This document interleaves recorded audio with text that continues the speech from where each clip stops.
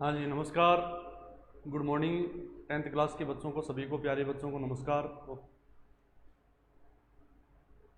हाँ जी, अपना जो पार्ट चल रहा था, चैप्टर नंबर जो 6 है, उस छठे चैप्टर के अंदर हम बात कर रहे थे, जो सुप्रीम कोर्ट की बात कर रहे थे, सर्वोच्च न्यायालय की बात कर रहे थे, उच्चतम न्यायालय की बात कर रहे थे।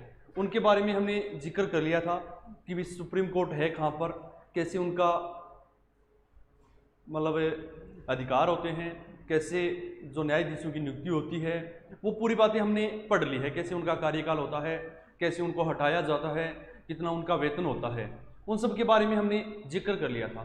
तो सर्वोच्च न्यायालय पढ़ रहे थे, जो सरकार का, केंद्र सरकार का तीसरा स्तंभ माना गया है, तीसरा स्तंभ या तीसरा आधार माना गया है, जो मुख्य काम करता है कानून की रक्षा करना या कानून की व्याख्या करना का मुख्य काम होता है। लेकिन उनके क्षेत्राधिकार कौन कौन से होते हैं? क्षेत्राधिकार, या ऐसे कह दो आप, सुप्रीम कोर्ट की शक्तियां, अधिकार और उनकी शक्तियां। अधिकार और शक्तियों की बात करेंगे तो उनमें एक अधिकार है प्रारंभिक क्षेत्राधिकार। एक नंबर अधिकार में बात करेंगे प्रारंभिक क्षेत्राधिकार। प्रारंभिक क्षेत्राधिकार कौन कौन से हैं इनकी? प्रारंभिक क्षेत्राधिकार, प्रारंभिक क्षेत्राधिकार की बात करेंगे, सुप्रीम कोर्ट के प्रारंभिक क्षेत्राधिकार। प्रारंभिक क्षेत्राधिकार में हम बात करेंगे तो ये प्रारंभिक क्षेत्राधिकार में नंबर 1, उसको आप अलग अलग पार्ट में, आपकी जो 10th क्लास में दिया हुआ है, पार्ट नंबर 1 का ही फिर उप पार्ट है, क्या कह सकते हो आप उसको? पार्ट फर्स्ट में ही उप पार्ट है क्या? प्रारंभिक एकमेव क्षेत्राधिकार। प्रारंभिक एकमेव क्षेत्राधिकार। एकमेव क्षेत्राधिकार। ये क्या है? प्रारंभिक एकमेव क्षेत्राधिकार मतलब क्या है? सर्वोच्च न्यायालय जो है उसके पास एकमेव क्षेत्राधिकार है, जिनमें सुनवाई केवल एससी यानी सुप्रीम कोर्ट ही कर सकता है। इसके पास किसी भी विवाद को लेकर एक के अंदर ये ही सभी कुछ, मतलब एकमात्र इसी के पास अधिकार है जो किसी भी क्षेत्र पर ये सुनवाई कर सकता है। किसी भी मामले पर, किसी भी विवाद के ऊपर इसको सुनवाई करने का एकमेव अधिकार है, मतलब सिर्फ यही सुनवाई कर सकता है, इसके साथ कोई वाद विवाद नहीं कर सकता। इसकी बराबरी की कोई टक्कर का कोई दूसरा नहीं है। कहते हैं ना, एक ही है, उस एक तलवार है ना, एक म्यान में एक ही तलवार समा सकती है, तो ये एक ही तलवार है जो इनका सामना करने वाला कोई नहीं है। ठीक है ना? तो ये क्या क्या काम करता है? तो भारत सरकार तथा राज्यों के मध्य विवाद को सुलझाता है। ये भारत सरकार का अगर कोई मुद्दा हो, भारत सरकार व राज्यों के विवादों को सुलझाता है। मतलब क्या है इसकी? जब सरकार की, भारत सरकार का अगर कोई मैटर हो जाए, सेंट्रल गवर्नमेंट का अगर कोई मैटर हो जाए, तो वो सुप्रीम कोर्ट में ही हल होगा। जब दो राज्य आपस में लड़ने लग जाए, किसी बात को लेकर उनमें विवाद हो जाए, तो वो जो फैसला करेगा वो सुप्रीम कोर्ट करेगा। दो राज्यों का है, इसका मतलब ये नहीं कि हाई कोर्ट में आएगी वो बात, नहीं, वो बात सुप्रीम कोर्ट में ही जाएगी, क्योंकि हाई कोर्ट में आने का मतलब ये हो गया है कि वो राज्य फैसला करेगा। जैसे राजस्थान में हाई कोर्ट है, यूपी में हाई कोर्ट है, यूपी और राजस्थान को लेकर कोई विवाद हो गया है, तो हम किसके पास जाएंगे? हम जाएंगे सुप्रीम कोर्ट में। कहाँ जाएंगे? ये दोनों राज्य कहाँ जाएंगे? सुप्रीम कोर्ट में जाएंगे। तो भारत सरकार का अगर कोई मुद्दा हो या दो राज्यों के बीच में कोई तरीके का कोई विवाद हो, तो उनको सुलझाता है ये सुप्रीम कोर्ट। अगर संघ केंद्र शासित प्रदेश में अगर कोई मुद्दा हो जाए, राज्य में अगर कोई मुद्दा हो जाए, या भारत सरकार में कोई मुद्दा हो जाए, वही बात है दोबारा, संघ में कोई मुद्दा हो जाए, संघ में कोई मुद्दा हो जाए, राज्य में कोई मुद्दा हो जाए, भारत सरकार में कोई मुद्दा हो जाए, तो उन फैसलों को, उन पर फैसला देने का अधिकार भी किसके पास है? ये सुप्रीम कोर्ट के पास है। एकमेव अधिकार है इसके पास, एकमेव अधिकार है। राज्यों के बीच संवैधानिक विषयों पर विवाद होने पर यही सुलझाता है। राज्यों के बीच के बीच संवैधानिक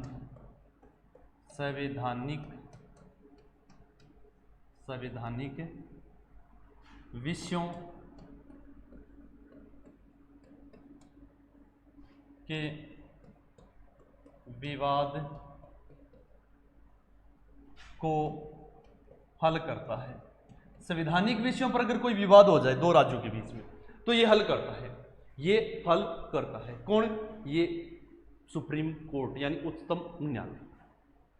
तो हम पढ़ रहे हैं सुप्रीम कोर्ट के प्रारंभिक क्षेत्राधिकार में। प्रारंभिक क्षेत्राधिकार का एक पार्ट है प्रारंभिक एकमेव क्षेत्राधिकार, जो सिर्फ सुप्रीम कोर्ट के पास ही अधिकार है, वो ऐसा अधिकार एकमेव अधिकार कहलाता है। कौन कौन से होते हैं ऐसे अधिकार? तो भारत सरकार व राज्य सरकार के विवादों को सुलझाता है। भारत सरकार और राज्य सरकार को लेकर कोई विवाद हो जाए तो उनको ये सुलझाता है। संघ, राज्य या भारत सरकार के बीच में कोई विवाद हो जाए तो भी सुप्रीम कोर्ट ही उसको हल करता है। राज्यों के बीच में, दो राज्यों के बीच में अगर कोई संवैधानिक विषयों को लेकर विवाद हो जाए तो भी कौन हल करता है? ये सुप्रीम कोर्ट ही हल करता है। ये आपका 10th क्लास में अंदर दिया हुआ है प्रारंभिक क्षेत्राधिकार में पार्ट नंबर 1 क। क्या? पार्ट नंबर 1 क। दूसरा, उसी प्रारंभिक क्षेत्राधिकार में जो दूसरा पार्ट है, उप पार्ट कह सकते हो आप उसको, ख पार्ट में क्या बताएगा? प्रारंभिक समवर्ती क्षेत्राधिकार। प्रारंभिक समवर्ती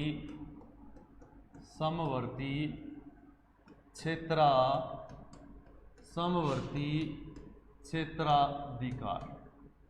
प्रारंभिक समवर्ती क्षेत्राधिकार ये कौन से अधिकार है? ये सुप्रीम कोर्ट के पास कौन से अधिकार है? प्रारंभिक क्षेत्राधिकार में प्रारंभिक समवर्ती क्षेत्राधिकार है। प्रारंभिक क्षेत्राधिकार में प्रारंभिक समवर्ती क्षेत्राधिकार है। ये क्या होता है? ये ऐसे अधिकार हैं जिसमें समवर्ती मतलब हो गया है, पीछे हमने जो पढ़ा है वो तो सिर्फ एकमेव है। ये जितने मैटर हैं ये तो सिर्फ और सिर्फ सुप्रीम कोर्ट में ही जा सकते हैं। कहाँ जा सकते हैं? सुप्रीम कोर्ट में ही उनका फैसला होगा। उनका एकमेव अधिकार सुप्रीम कोर्ट के पास है, एकमेव अधिकार सुप्रीम कोर्ट के पास है। लेकिन अभी मैं बता रहा हूं प्रारंभिक समवर्ती क्षेत्राधिकार, इसमें क्या होता है? इसमें आते हैं मौलिक अधिकार। मौलिक अधिकार यानी मानव के जो मौलिक अधिकार है उनकी अगर पूर्ति नहीं होती है, उनकी पालना नहीं होती है, सरकार उन अधिकारों को उपलब्ध नहीं करवाती है, तब वो बंदा या तो हाई कोर्ट में जा सकता है या फिर सुप्रीम कोर्ट में जा सकता है। ऐसे नहीं है कि वो सुप्रीम कोर्ट में ही जा सकता है, लेकिन वो हाई कोर्ट में भी जा सकता है। समवर्ती मतलब बराबर का एक अधिकार है जो हाई कोर्ट और सुप्रीम कोर्ट दोनों को दिया गया है। प्रारंभिक क्षेत्राधिकार में ये अधिकार है 6 नंबर, तो थोड़ा सा आपको ध्यान रखना है। तो प्रारंभिक क्षेत्राधिकार में मानव के पास, राज्य के पास दो अधिकार हैं, जिसमें एक तो प्रारंभिक एकमेव क्षेत्राधिकार जो सिर्फ सुप्रीम कोर्ट के पास ही है, और दूसरा है प्रारंभिक समवर्ती क्षेत्राधिकार जो हाई कोर्ट और सुप्रीम कोर्ट दोनों के पास है। हाई कोर्ट और सुप्रीम कोर्ट दोनों के पास है, ये थोड़ा सा आपको ध्यान रखना है। ठीक है भैया, तो ये 1 नंबर अधिकार हो गया आपका प्रारंभिक क्षेत्राधिकार। अब बात करेंगे हम लोग 2 नंबर अधिकार, अपीलीय क्षेत्राधिकार। अपीलीय क्षेत्राधिकार, अपीलीय क्षेत्राधिकार। अपीलीय क्षेत्राधिकार कौन से हैं? अपीलीय क्षेत्राधिकार का मतलब क्या हो गया है, आइए समझें। हम कहां अपील कर सकते हैं, क्या अपील का रोल है? तो सुप्रीम कोर्ट को अंतिम अपीलीय न्यायालय माना गया है, यानी आप अंतिम रूप से अपील कहां कर सकते हो? सुप्रीम कोर्ट में कर सकते हो।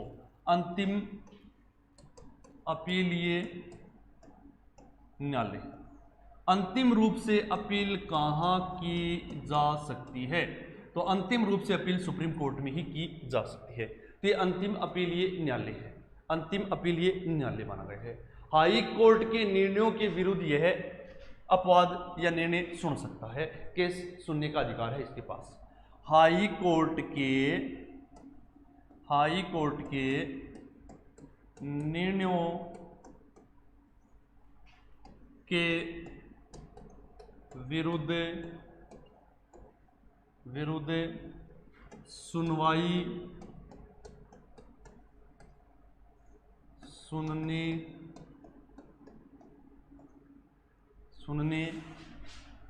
का अधिकार। मतलब क्या है ये, क्या सिस्टम है इसका? तो सिस्टम देखो भैया, दो लाइनें दोनों की दोनों देख लो एक साथ ही। आप अंतिम रूप से अपील कहाँ कर सकती हो? सुप्रीम कोर्ट में ही की जा सकती है। इसके बाद ऐसा कोई ऑप्शन नहीं है भारत में कि आप वहां पर अपील कर सकते हो। अपील नहीं कर सकती हो। उसके बाद एक ऑप्शन है क्षमा याचना का, जो आप राष्ट्रपति से लगा सकते हो। अपील करने का अधिकार नहीं। अपील का मतलब होता है आप उसको कहते हो, अपील करते हैं ना, अरे मैच में नहीं करते हम लोग अपील, आउट अपील की है, अब आउट है या नहीं है वो अंपायर पे डिपेंड करता है, अपील कर सकते हैं हम लोग। तो वही सिस्टम यहाँ पे है। अंतिम रूप से अपील हम कहाँ कर सकते हैं? सुप्रीम कोर्ट में कर सकते हैं, सुप्रीम कोर्ट में कर सकते हैं। उसके बाद आप अपील नहीं कर सकते, उसके बाद आप क्षमा याचना लगा सकते हो, और वो क्षमा याचना लगती है राष्ट्रपति के पास। ठीक है। हाई कोर्ट के फैसले में अगर आपको संतुष्टि नहीं मिली है, आपको लगा कि हाई कोर्ट ने अपने जो मतलब हमारे साथ जो फैसला किया है वो सही नहीं है, तो आप हाई कोर्ट के निर्णयों के विरुद्ध सुनवाई सुनने का अधिकार है सुप्रीम कोर्ट को। आप उस हाई कोर्ट के फैसले को लेके जा सकते हो सुप्रीम कोर्ट को, और सुप्रीम कोर्ट उस फैसले को सुनने का अधिकार रखता है, वो सुन सकता है। लेकिन सुप्रीम कोर्ट ने जो फैसला दे दिया उसे सुनने का अधिकार किसी को नहीं है। बस वो फैसला दे दिया मतलब दे दिया, अंतिम फैसला है वो, तभी इसको बोलते हैं अंतिम अपीलीय न्यायालय। सुप्रीम कोर्ट ने जो फैसला दे दिया वो अंतिम फैसला कहलाता है, अंतिम फैसला कहलाता है। ठीक है। फिर बात करते हैं हम लोग, अपीलीय क्षेत्राधिकार को 4 भागों में विभक्त किया गया है, 4 प्रकार से बांटा गया है, 4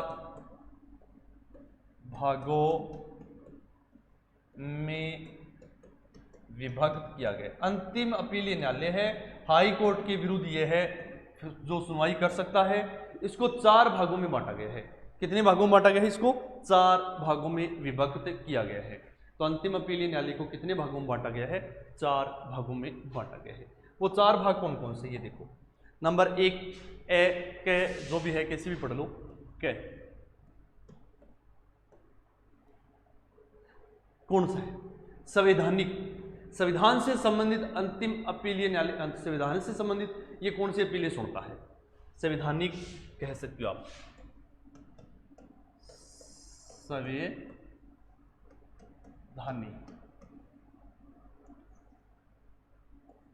संवैधानिक, ये लो। संवैधानिक क्या है? ये क्या है? ये अनुच्छेद 172 के अनुसार यदि हाई कोर्ट यह प्रमाणित कर दे कि यह विवाद में संविधान की व्याख्या से संबंधित कोई कानून का कोई महत्वपूर्ण प्रश्न निहित है, तब हाई कोर्ट के निर्णय अपील की जा सकती है सुप्रीम कोर्ट। अनुच्छेद 132, अनुच्छेद 132 के अनुसार यदि हाई कोर्ट यह प्रमाणित कर दे कि जो विवाद में संविधान की व्याख्या से संबंधित कानून का कोई महत्वपूर्ण प्रश्न निहित है, यानी संविधान ने जो व्याख्या की है उसमें कानून से संबंधित कोई महत्वपूर्ण प्रश्न निहित है, देश के राष्ट्र के हित के लिए कोई जरूरी चीज है उसमें, तो सुप्रीम कोर्ट हाई कोर्ट के उस फैसले से सुनवाई कर सकता है। तो अनुच्छेद 32 के तहत राष्ट्रीय महत्व के, राष्ट्रीय हित के महत्वपूर्ण प्रश्न निहित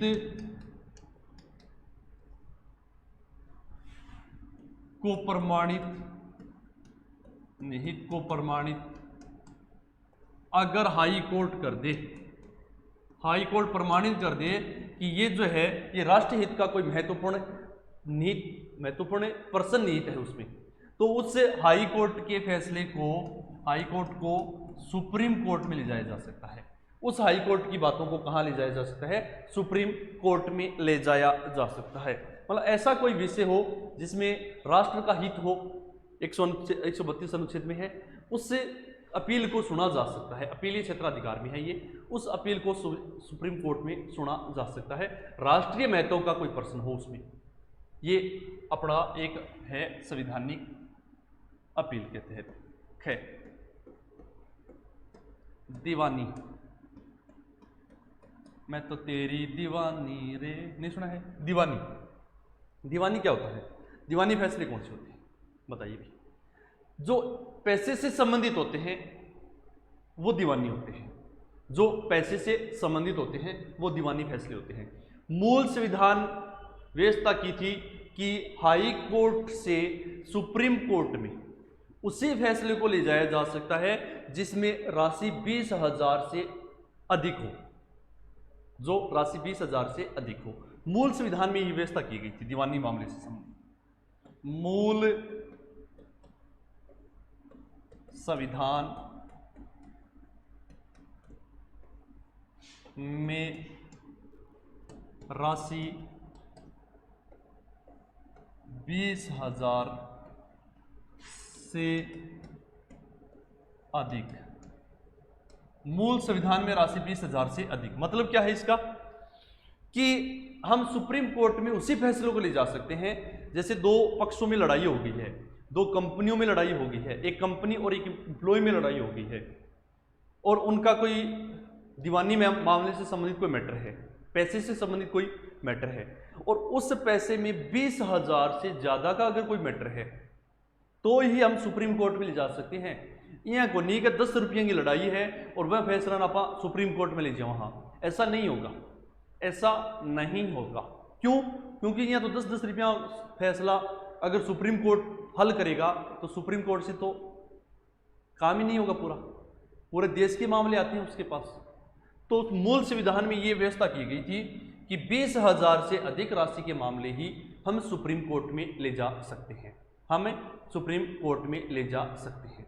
रह गया ध्यान में? अब एक संविधान संशोधन किया था, 30वां संविधान संशोधन। कौन सा?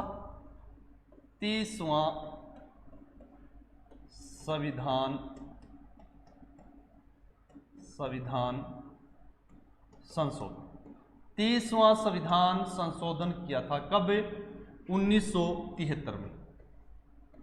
30वां संविधान संशोधन किया था 1973 में किया था। इस संविधान में एक अनुच्छेद है 133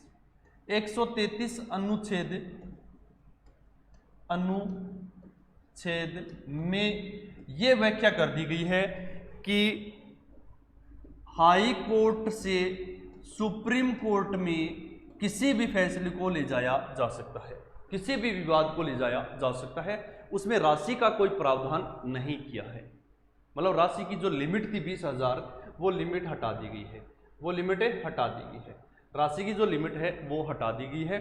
30वां संविधान संशोधन किया था 1973 में। अनुच्छेद 133 के तहत हाई कोर्ट से सुप्रीम कोर्ट में कितनों भी पैसों का मामला हम ले जा सकते हैं। लेकिन मूल संविधान में, मतलब जो 26 जनवरी 1950 को लागू हुआ था, उस संविधान में ऐसी कोई व्याख्या नहीं थी कि भी हम कौन से फैसले को ले जा सकते हैं और कौन से को नहीं ले जा सकते हैं। तो ये थोड़ा सा ध्यान रख लेना है।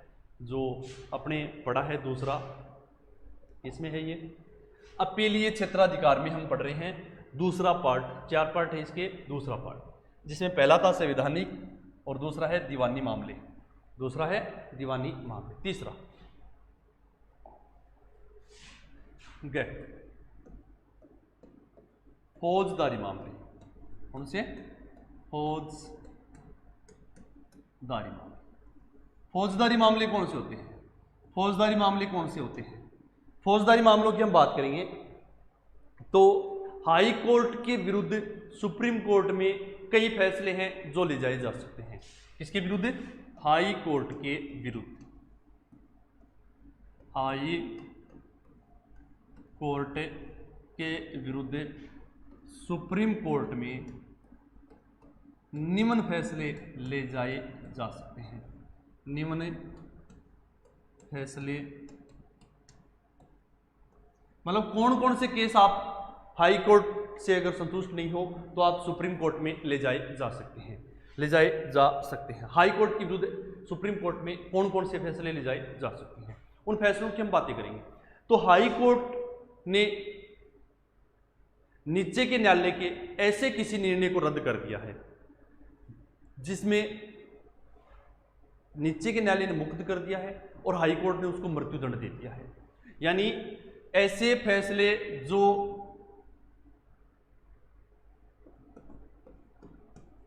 नीचे के न्यायालय ने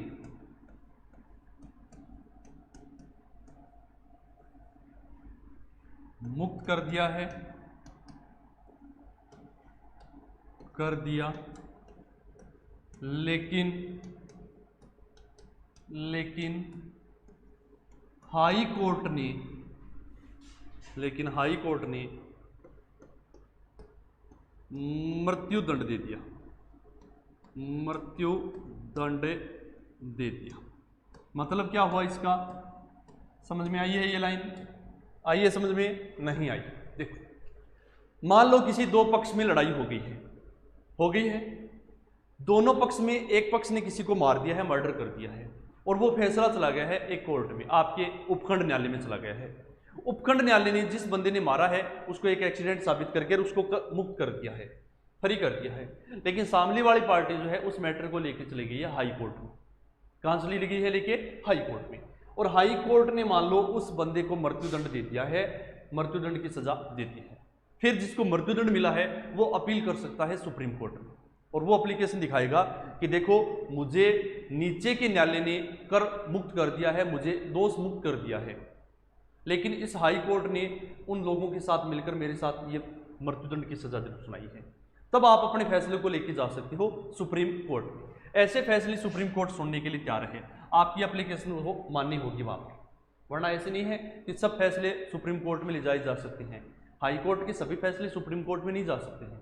एक तो ये फैसला जा सकता है, अगर नीचे के न्यायालय ने उस बंदे को मुक्त कर दिया है तो, लेकिन हाई कोर्ट ने उसको मृत्युदंड दे दिया है, ऐसे अगर कोई वाद हुआ, पहले मुक्त हो गया फिर हाई कोर्ट ने उसको मृत्युदंड दे दिया है, तब उस फैसले को लेके जा सकते हैं हम लोग सुप्रीम कोर्ट में। एक नंबर फैसला फौजदारी मामले में आता है, ये दीवानी पैसे वाले आते हैं, फौजदारी लड़ाई वाले आते हैं। दूसरा, हाई कोर्ट ने नीचे के न्यायालय में चल रहे किसी फैसले को, हाई कोर्ट ने नीचे के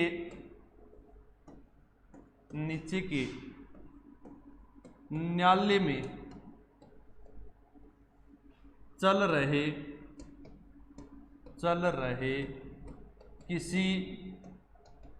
रहे किसी फैसले को अपने यहां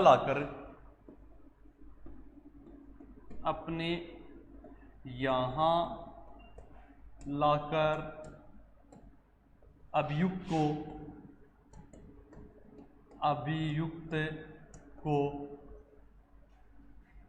को मृत्युदंड दे दिया, मृत्युदंड दे दिया। समझ में आई है ये लाइन? आइए बच्चों, समझ में नहीं आई है? देखो आ जाइए, कोई फैसला है, दो पक्षों में लड़ाई हो गई है, एक उसमें किसी वजह से कोई मृत्युदंड हो गया या किसी को मार दिया गया है, जो भी हो, कोई भी मैटर हो सकता है, नीचे के कोर्ट में चल रहा है, नीचे के कोर्ट में, जिला न्यायालय में है या उपखंड न्यायालय में है, कहीं भी चल रहा है। हाई कोर्ट क्या करेगा? उसमें इंटरफेयर कर देगा, जिला न्यायालय में इंटरफेयर करके उस केस को लेके आ जाएगा अपने यहां हाई कोर्ट में, उस फैसले को लेके आ जाएगा। फैसला तो हुआ ही नहीं है, केस ही चल रहा है, अभी तो जिला न्यायालय में केस ही चल रहा है, उस केस को लेके आ जाएगा वो हाई कोर्ट में, हाई कोर्ट इंटरफेयर करके। और ऐसे फैसले में अगर किसी बंदे को मृत्युदंड दे दिया जाए तो जिसको मृत्युदंड मिली है वो सुप्रीम कोर्ट में अपील कर सकता है कि भाई हमारा यहाँ फैसला जिला न्यायालय में चल रहा था, केस चल रहा था, लेकिन इस हाई कोर्ट ने इंटरफेयर कर दिया है और इंटरफेयर करने की वजह से इसने ये फैसला मुझे मृत्युदंड दे दिया है। तो यानी हाई कोर्ट के विरुद्ध सुप्रीम कोर्ट में कौन कौन से फैसले जा सकते हैं? जिनका हाई कोर्ट में फैसला हुआ है लेकिन सुप्रीम कोर्ट में जा सकते हैं। तो एक तो ये जा सकता है कि हाई कोर्ट में कौन कौन से फैसले जाएंगे, तो एक तो नीचे के न्यायालय ने अगर मुक्त कर दिया है किसी बंदे को लेकिन हाई कोर्ट ने मृत्युदंड दे दिया है, वो फैसला जा सकता है। दूसरा, कोई नीचे के न्यायालय में केस चल रहा है लेकिन हाई कोर्ट ने इंटरफेयर करके उस केस को अपने यहाँ ले लिया है, और मृत्युदंड दे दिया है बच्चे को, और उससे अभियुक्त को मृत्युदंड दे दिया है, उस फैसले को भी सुप्रीम कोर्ट में अपील की जा सकती है।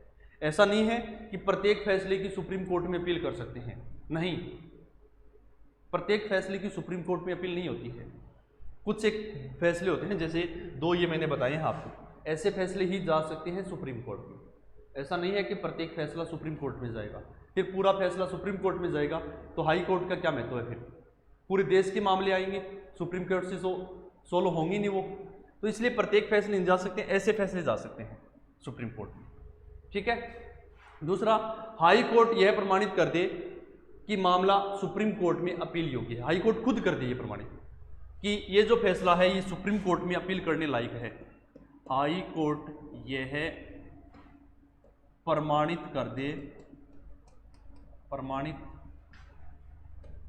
कर दे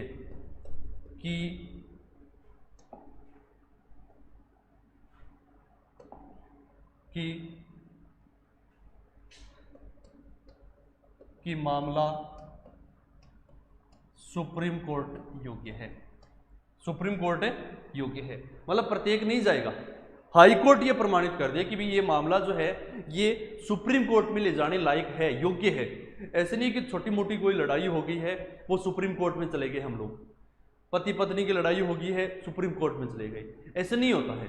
उसे हाई कोर्ट प्रमाणित करेगा कि भी हाँ इस फैसले का लेवल है कि इसको हम सुप्रीम कोर्ट में ले जा सकते हैं, अपील योग्य है ये फैसला, तब ही हम ले जा सकते हैं, वरना उस फैसले को हम सुप्रीम कोर्ट में नहीं ले जा सकते हैं। प्रत्येक फैसला सुप्रीम कोर्ट में नहीं जा सकता है।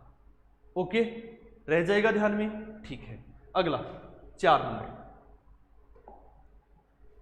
अपील न्यायालय का चौथा पार्ट है, 4 बताए थे मैंने, चौथा कौन सा है? अनुच्छेद 135 के अनुसार, अनुच्छेद 135 के अनुसार सैनिक न्यायालय को छोड़कर, आर्मी के जो न्यायालय हैं उनको छोड़कर अन्य सभी न्यायालयों पर अथवा न्यायमंडल के निर्णय के विरुद्ध सुप्रीम कोर्ट में अपील की जा सकती है। अनुच्छेद, इसमें कौन सा अधिकार कहलाएगा? ये विशिष्ट अधिकार है, ये विशिष्ट अधिकार में आएगा। ये विशिष्ट अधिकार, विशिष्ट अधिकार में क्या है? अनुच्छेद 135 के अनुसार सैनिक न्यायालयों के फैसले को छोड़कर, सैनिक न्यायालयों के फैसले को छोड़कर,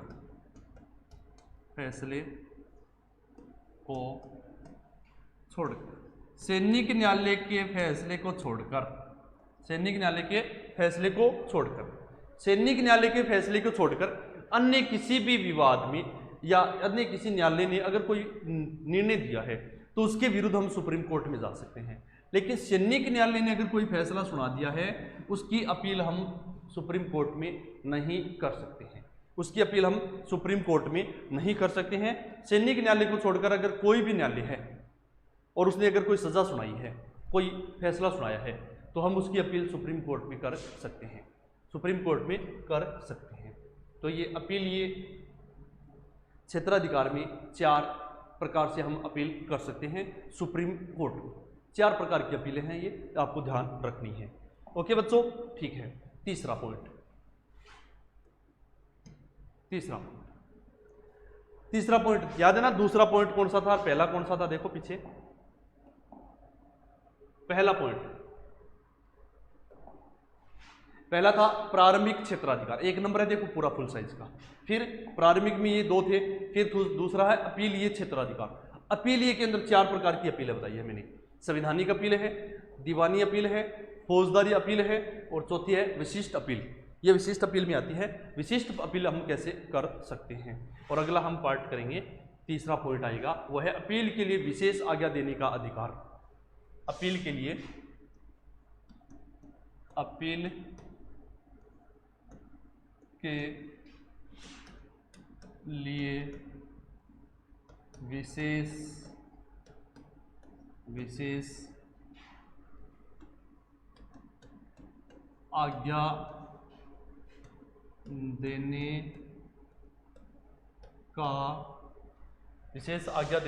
का अधिकार।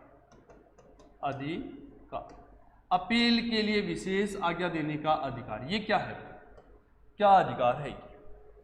सुप्रीम कोर्ट के पास ये क्या अधिकार है? अपील के लिए विशेष आज्ञा देने का अधिकार। अनुच्छेद 136 के अनुसार सुप्रीम कोर्ट को समय को ये खुद को ये अधिकार प्राप्त है कि सैनिक न्यायालय को छोड़कर अन्य निर्णय के विरुद्ध अपील सुन सकता है। सुप्रीम कोर्ट खुद अगर फैसला कर सकता है उसमें। अनुच्छेद 136 के अनुसार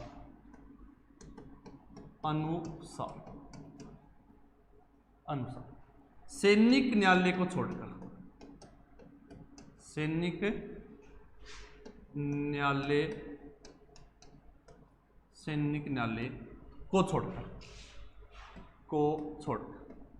मतलब है कि कोई फैसला सुप्रीम कोर्ट में नहीं गया है और हाई कोर्ट ने फैसला सुना दिया है, अभियुक्त के साथ गलत हुआ है, गलत उसको सजा दी गई है, तो सुप्रीम कोर्ट के पास स्वयं के पास ये अधिकार है कि वो खुद उस फैसले के अंदर इंटरफेयर कर सकता है, उस फैसले में इंटरफेयर कर सकता है। आप उस केस को लेकर सुप्रीम कोर्ट में नहीं गए हो, भले ही नहीं गए हो आप, लेकिन फिर भी आपके पक्ष में, आपके हित में सुप्रीम कोर्ट खुद चल के आपके उससे सैनिक न्यायालय को छोड़कर, सैनिक न्यायालय ने अगर कोई फैसला दिया उसमें तो इंटरफेयर नहीं होगा। बाकी अगर कहीं आपको कोर्ट में कहीं अगर आपके साथ ज्यादती हुई है तो सुप्रीम कोर्ट खुद उस फैसले को अपने यहाँ लेके जाएगा और आप पर फैसला सुनाएगा। वो उसके पास एक अपीलीय अधिकार है, स्वयं के अपील विशेष आज्ञा या विशेष आज्ञा देने का अधिकार है, उसको स्पेशल आज्ञा देगा, वो खुद चलकर आपको ये आज्ञा देगा कि आप इस फैसले को लेके आओ, कहाँ पर है, उस सुप्रीम कोर्ट के अंदर, और वो उस अपील को स्वीकार भी करेगा, स्वयं स्वीकार करेगा, आपको ले जाने की जरूरत नहीं है। ठीक है, तो ये तीसरा अधिकार हो गया है आपका। कौन सा अधिकार है? इसको अपीलीय क्षेत्र, अपील सुनने का अधिकार है स्वयं के ध्यान। ठीक है भैया, रह जाएगा ध्यान में। तो ये अपील के लिए विशेष आज्ञा का अधिकार दिया गया है। ओके, अगला 4 नंबर। वैसे तो ये 4 नहीं है, आपकी बुक में 4 नंबर प्रिंट नहीं हुआ है, 5 नंबर है। बुक में 4 नंबर प्रिंट नहीं हुआ है, 5 नंबर है। अभिलेख न्यायालय, ये है 5 नंबर वास्तव देखे तो, और वास्तव में देखे तो 4 नंबर है। अभिलेख न्यायालय, अभिलेख न्यायालय, सुप्रीम कोर्ट एक अभिलेख न्यायालय का भी काम करता है। कौन सा काम करता है? क्या? अभिलेख न्यायालय का काम करता है। तो अभिलेख न्यायालय से क्या आशय है? अनुच्छेद 129 में बताया गया है कि अभिलेख न्यायालय के पास 2 आशय होते हैं। अभिलेख न्यायालय के 2 आशय हैं अनुच्छेद 129 के तहत। अनुच्छेद 129 के तहत 2 आशय है। अभिलेख न्यायालय से 2 आशय है। 129 में यह बताया गया है कि अभिलेख न्यायालय से संबंधित 2 आशय हैं। नंबर आशय प्रथम, अभिलेख न्यायालय से क्या मतलब है? प्रथम मतलब यह है, प्रथम क्या है? प्रथम सुप्रीम कोर्ट के, यानी इनके साक्ष्य सब जगह स्वीकार होंगे। इनके जो साक्ष्य हैं, उनके जो प्रमाण हैं सुप्रीम कोर्ट के, वो प्रत्येक जगह, अभिलेख का मतलब है लिखित, प्रत्येक जगह प्रमाणित मतलब होंगे, उनका प्रत्येक जगह स्वीकार करने होंगे। प्रमाणिकता के विषय में प्रश्न नहीं उठाया जाएगा। अब इनके साक्ष्य सब जगह स्वीकार होंगे, इनके साक्ष्य सब जगह है, सब जगह है स्वीकार होंगे, स्वीकार होंगे। प्रमाणिकता पर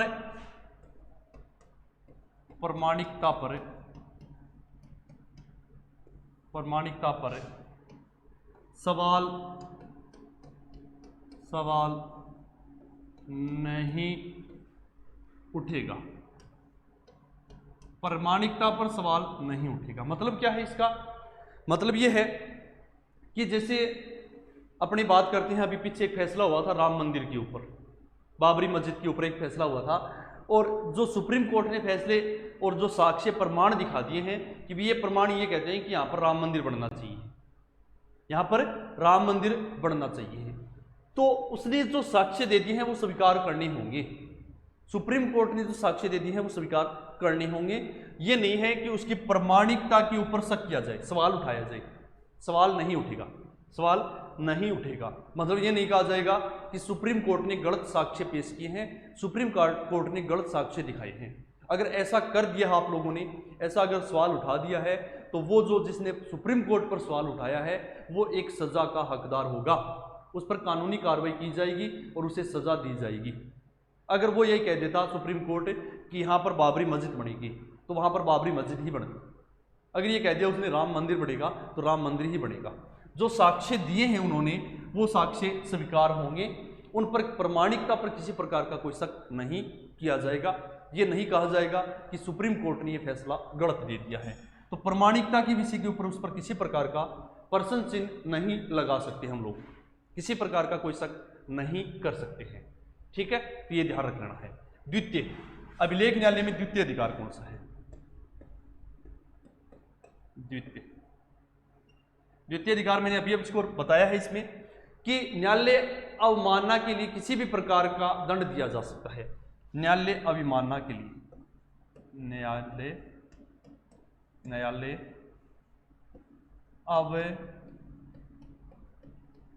अवमानना पर किसी भी प्रकार का दंड दिया जा सकता है, दिया जा सकता है। मतलब इसने जो फैसला कह दिया है, उसने जो सजा सुना दी है, वो सजा मान्य होगी। उसको अगर आप नहीं मानते हो, उस पर किसी प्रकार का कोई प्रश्न चिन्ह लगाते हो, तो उसके लिए भी आपको, जैसे किसी मैटर में 2 साल की सजा हुई है, लेकिन आपने बाहर ये प्रचार किया है या लोगों मीडिया के सामने ये कहा है कि सुप्रीम कोर्ट ने मेरे साथ नाइंसाफी की है, मुझे गलत सजा दी है, मैंने ये सजा का हकदार नहीं हूँ और मुझे ये 2 साल की सजा गलत दी गई है। अगर आपने इस प्रकार की कोई कमिटमेंट कर दी है, तो आपको 2 साल से 2 साल और जोड़ दी जाएगी, आपकी सजा 4 साल हो जाएगी। ये आपका 2 साल का जो बाद का सजा हुई है, वो आपने न्यायालय का अवमानना की है, उसके फैसले के ऊपर आपने प्रश्न चिन्ह लगाया है, इस वजह से आप पर यह सजा बढ़ी है। तो न्यायालय अवमानना पर किसी भी प्रकार का सुप्रीम कोर्ट दंड दे सकता है, उसके फैसले पर कोई प्रश्न चिन्ह नहीं लगा सकता है। तो ये अभिलेख न्यायालय के 2 अधिकार हैं अनुच्छेद 29 के तहत, 129 के तहत। प्रथम, इनके साक्ष्य सब जगह स्वीकार होंगे, प्रामाणिकता पर कोई शक सवाल नहीं उठाया जाएगा। ठीक है, इसके अलावा न्यायालय की फैसला ही सर्वमान्य होगा, उसका अवमानना पर किसी भी प्रकार का दंड दे सकता है न्यायालय। सुप्रीम कोर्ट कोई और दंड बढ़ा सकता है आप, ये ध्यान रख लेना इसकी अवमानना पर। कितना नंबर हो गया ये? 4 नंबर, 4 नंबर, 5 नंबर। बताइए, मौलिक अधिकारों का रक्षक। मौलिक अधिकारों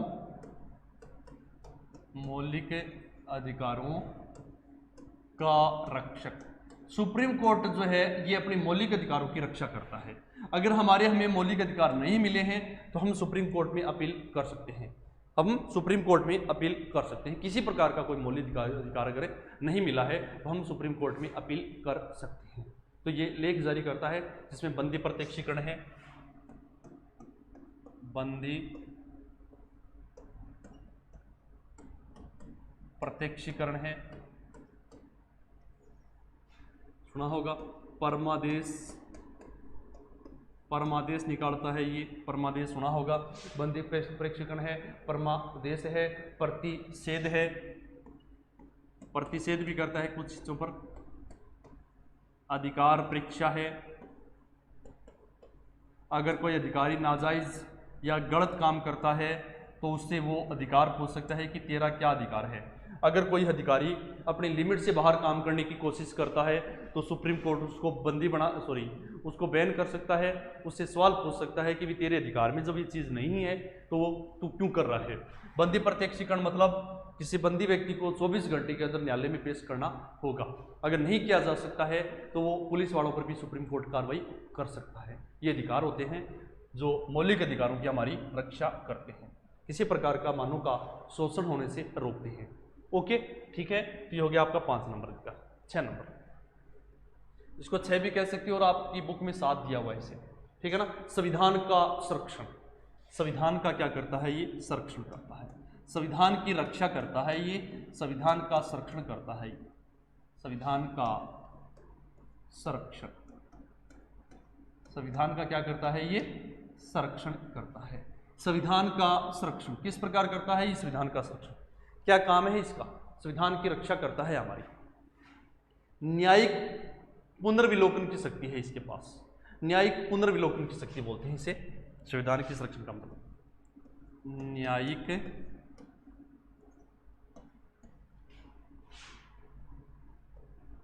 पुनर्विलोकन, न्यायिक पुनर्विलोकन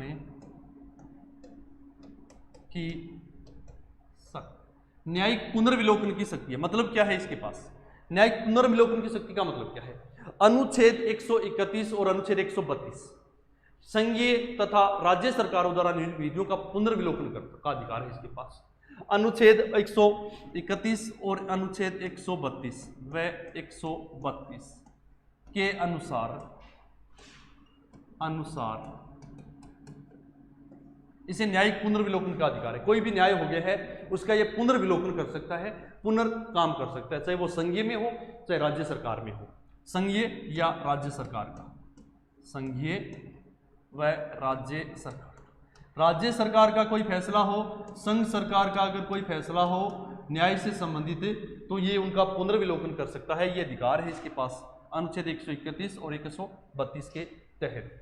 ये कोई भी विधियों का पुनर्विलोकन कर सकता है, कोई भी नियमों का पुनर्विलोकन दोबारा जांच कर सकता है। ये अधिकार है, संविधान का संरक्षण करता है ताकि कोई सरकार जो है मनमर्जी का कानून न बना दे, मनमर्जी की विधि न बना दे जो कानून सम्मत न हो, जो संविधान के सम्मत न हो। जैसे कोई सरकार भर्ती निकाल देती है उल्टी सुल्टी, अपने लोगों को लगा देती है, कानून के विरुद्ध है वो काम, और उस फैसले को हम लेके जा सकते हैं सुप्रीम कोर्ट में। ऐसे फैसले सुप्रीम कोर्ट में जाकर संविधान का संरक्षण करते हैं, ठीक है। तो संविधान का संरक्षण करने का अधिकार है। अगला, यदि संघीय संसद का या राज्य विधानमंडल संविधान का अतिक्रमण करते हैं, अगर मनमर्जी करते हैं किसी प्रकार की, चाहे वो संसद करती हो चाहे वो राज्य सरकार करती हो, चाहे केंद्र की सरकार करती हो चाहे राज्य सरकार की हो, या मौलिक अधिकारों के विरुद्ध कोई विधि निर्माण कर दे तो उसे असंवैधानिक घोषित कर सकती है, ठीक है। मौलिक अधिकारों के विरुद्ध अगर कोई काम कर दे, मौलिक अधिकारों के विरुद्ध अगर कोई कानून बना दे जिसमें जैसे 14 वर्ष से कम उम्र के बच्चों को जोखिम भरे क्षेत्र में काम नहीं देना है, लेकिन कोई सरकार कानून बना दे कि भी 12 साल का बंदा नौकरी लग सकता है, होता है क्या? ऐसा नहीं होता है। ऐसा कानून बना दे जिससे मौलिक अधिकारों का हनन हो। 12 साल के बच्चे को नौकरी लगानी शुरू कर दे तो मौलिक अधिकारों का हनन हुआ है। ऐसे फैसले को असंवैधानिक घोषित कर सकता है सुप्रीम कोर्ट,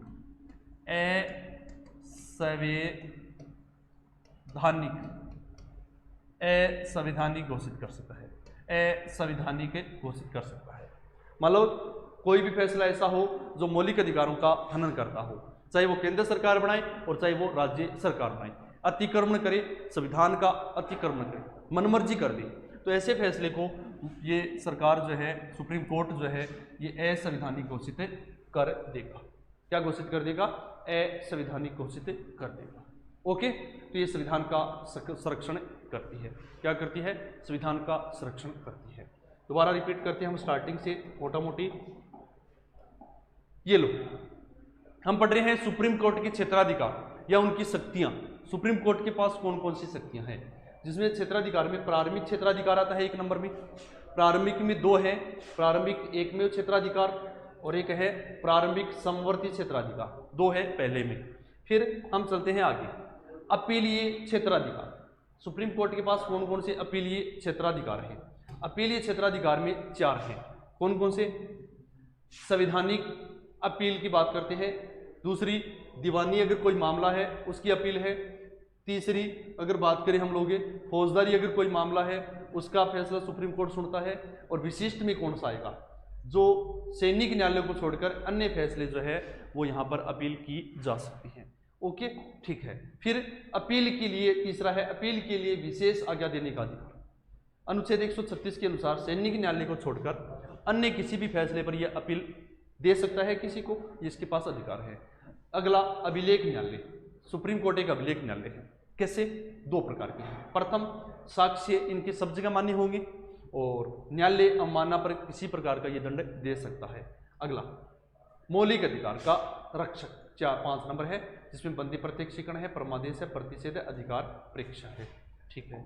10वां, संविधान का रक्षक। संरक्षक का मतलब है संविधान का रक्षक है ये, संविधान का अतिक्रमण नहीं करने देता है अनुच्छेद 131 और 132 के अनुसार। न तो केंद्र सरकार को करने देता है और न राज्य सरकार को करने देता है। और मौलिक अधिकारों की यह हमेशा रक्षा करता है। ऐसे कानून असंवैधानिक घोषित कर देगा जो मौलिक अधिकारों की हनन करता हो, मौलिक अधिकारों को नुकसान पहुंचाता हो। ठीक है बच्चों, ये हो गया आपका supreme court. Chapter number 6 complete हो गया है। उसके बाद में आपकी बुक में लास्ट में दिए हुए हैं महत्वपूर्ण पर्सन, महत्वपूर्ण जो तथ्य हैं वो। महत्वपूर्ण तथ्यों में कुछ नहीं दिया हुआ है, बस जो हमने पीछे पढ़ा है उन्हीं की एक एक 2 लाइनें दी हुई हैं, उनको हम रिपीट कर लेंगे दोबारा। बाकी आपका चैप्टर नंबर 6 से पूरा हो गया है। ओके, नमस्कार, जय हिंद।